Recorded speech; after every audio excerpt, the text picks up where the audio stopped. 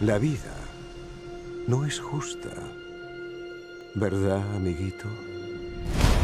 Mientras unos nacen para darse festines, otros pasan su vida en la oscuridad.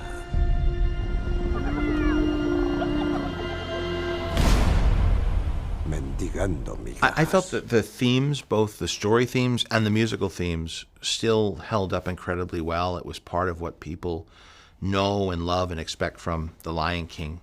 So I wanted to deliver on people's expectations. There are certain sequences that we stayed very close to, like the Circle of Life.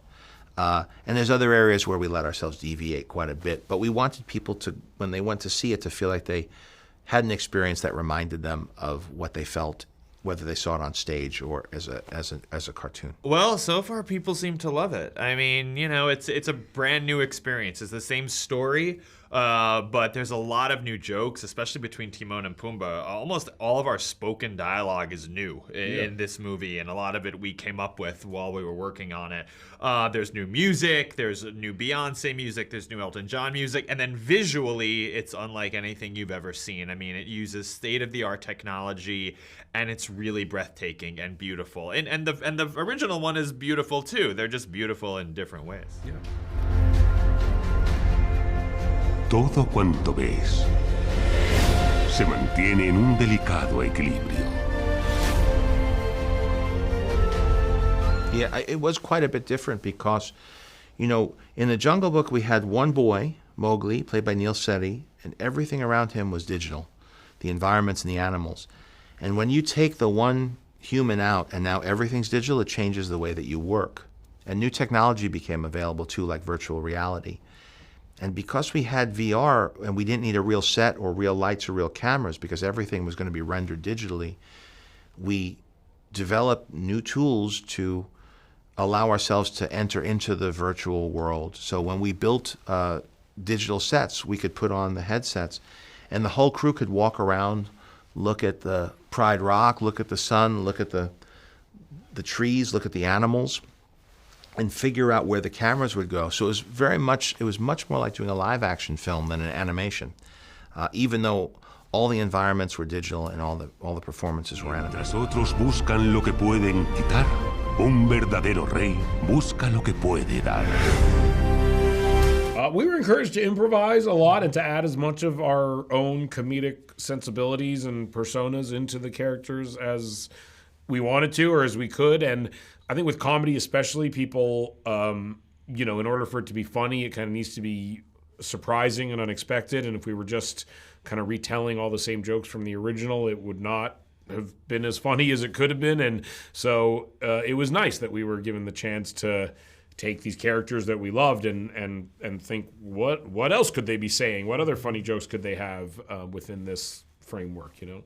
You know, Jon Fraveau wanted to, you know, have a very realistic sense of the images, and you know that's how we had spoken about it at the early stages. Not that I didn't realize at that point how realistic it would look, but you know, I wanted to sort of start to think about, you know, this Scar in terms of his obsessions with power, with status, you know, and what that might mean to somebody over a period of time, and what that kind of where that kind of psychological damage might come from and what it might compel him to do. So to sort of empathize with Scar and to look at that psychological kind of complexity. Huye, Simba, y no regreses.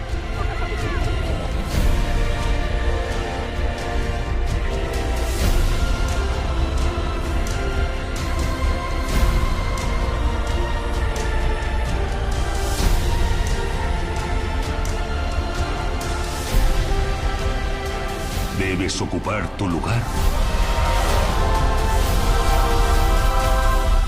en el ciclo de la vida. I think, you know, although the story remains consistent, when you see the stage version of the show, you realize that they brought a lot of performers in from South Africa. A lot of the music, the new music, is very authentically from that culture, and even the look of the stage production draws more inspiration from the continent of Africa than the original film does.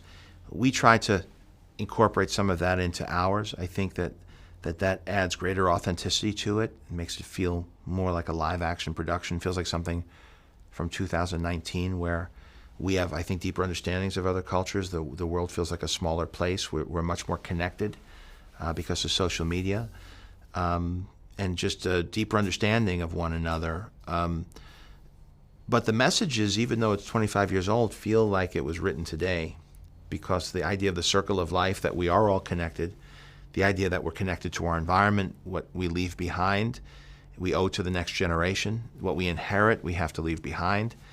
I think that each generation, especially ours or our children's generation, is going to define what this planet looks like and if those species are going to still be around, and how we interact with one another and with those people who are going to come after us. I think that it's just got these really strong themes, and I think that a lot of people connect to these ideas about family, about leadership, and I have been thinking a lot about the ideas of home, and how we, in terms of that journey of how we leave home and how we return home, and how we reconcile ourselves to our former selves, our younger ideas, and and how that's a part of reaching full maturity.